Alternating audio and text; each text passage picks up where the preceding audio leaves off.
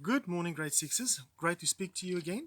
Please find page 111 in your textbooks, in your platinum books. Pause the video and find page 111.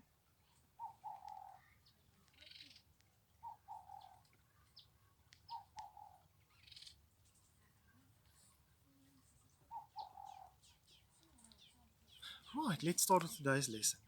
Now, you'll see on top of page 111, there's a block that says simple past tense. Now, you know we've discussed various tenses this year so far, and no doubt you've discussed many of them last year as well in grade 5.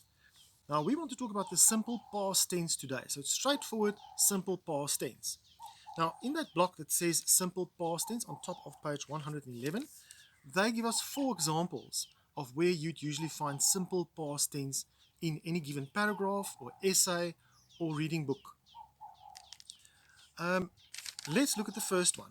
Number 1. You can number it in pencil if you like, but not in pen, remember, only in pencil in your textbook, likely. Simple past tense is used to express an idea that started and finished in the past. For example, I saw a movie yesterday.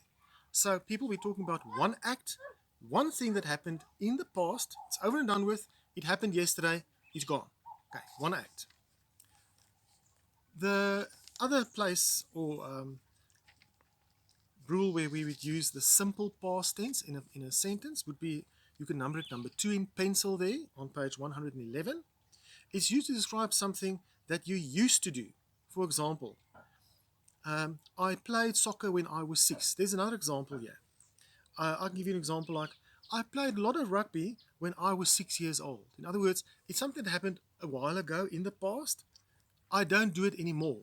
I used to do it over a long period of time, but now it's not happening anymore.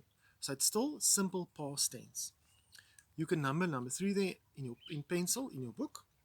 Used to describe facts or generalizations. For example, he did not like broccoli before. We're talking here about a fact that was true in the past. Another example would be, my children did not eat pumpkin in the past. So it means they might eat pumpkin today, but my kids did not eat pumpkin in the past, or they did not eat it last year. So it's a fact. It's a given fact. Something happened in the past. It's still true, but we say it in the past tense. Number 4, you can number it in pencil in number 4 there in that block. It's used to describe a series of completed actions in the past. For example, I finished my homework and read a book.